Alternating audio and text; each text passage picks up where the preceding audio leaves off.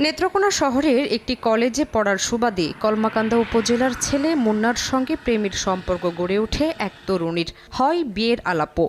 গত ২৮ এপ্রিল প্রেমিকাকে নিয়ে দুর্গাপুরে ঘুরতে যান মুন্না। সেখানে বন্ধু ছাত্রদল নেতা ফয়সাল আহমেদ দুর্জয়ের সঙ্গে দেখা হলে তার সহযোগিতায় উপজেলার বীরশিরি রংধনু রিসোর্টে ওঠেন তারা।